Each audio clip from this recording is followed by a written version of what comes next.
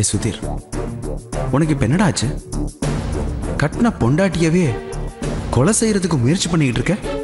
இப்ப என்ன, உன் கூட இவ அடிக்கடி சண்டை போட்டுட்டு இருக்கா. அதுக்காக கொலை செய்யற முடிவுக்கு வர்றது எப்படிடா சரியாகும்?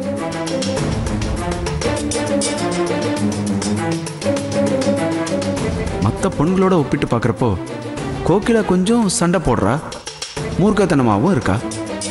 ஆனா ஓரளவுக்கு இதெல்லாம் தெரிஞ்சு தானே இவளை கல்யாணம் பண்ணணும்னு நினைச்சேன். இந்த மாதிரி நடந்துக்கிறது இவளுடைய இயற்கை குணம்தான்.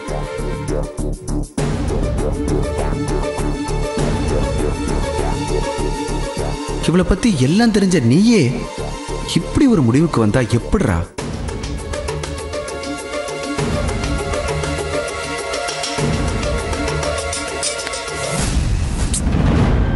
தள்ளி படுக்க தெரியாதா? உங்களை என் பெட்ல படுக்க விட்டதே பெரிய விஷயம். இதுல உரசி படுத்துக்கிட்டு என் தூக்கத்தை வேற கெடுக்கிறது. ஹலோ, நான் எங்க படுத்திருக்கணுமோ அங்கதான் படுத்திருக்கேன். நீ தான் படுக்க வேண்டிய இடத்த விட்டு விலைக்கு வந்து படுத்திருக்க. இப்ப அதெல்லாம் பிரச்சனை. நான் தூக்கத்துல இருந்து டிஸ்டர்ப் ஆகி எழுந்திருச்சதுக்கு காரணமே உங்க பாடியில இருந்து வர பேட் ஸ்மெல் தான்.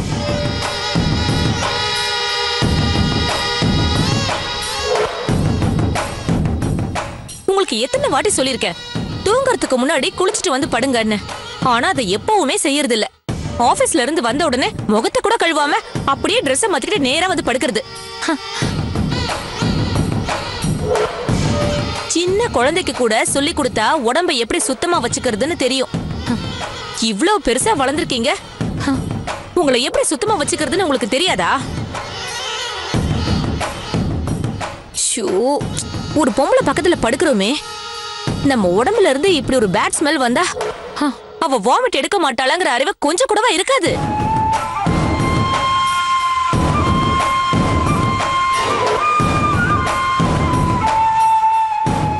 இருக்கிற டென்ஷன்ல தூக்கம் வரதே பெரிய விஷயமா இருக்கு.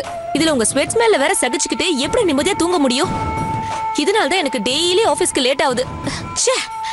ஏண்டே, ஒரு ஆம்பளைய இவ்வளவுதான் அசிங்கப்படுத்துவியா இல்ல இதுக்கு மேலையும் அசிங்கப்படுத்துவியா? யாரு யாருக்கு உடம்ப சுத்தமா வச்சுக்கிறத பத்தி சொல்லி தர்றது? என்ன எப்படி எல்லாமோ அசிங்கப்படுத்தி பார்த்த, இப்போ இப்படி அசிங்கப்படுத்தி பாக்குறேன். பண்ணுடி, பண்ணு பண்ணு. இன்னும் எத்தனை நாளைக்கு நானும் பாக்குறேன், பண்ணு.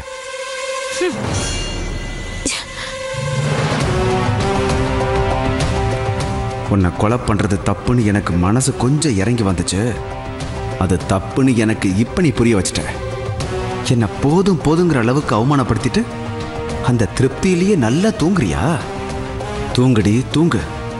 உன்னை நிரந்தரமா தூங்க வச்சாதான் நான் நிம்மதியா தூங்க முடியும். கூடிய சீக்கிரமே உன் கதையை முடிக்கிறேன்.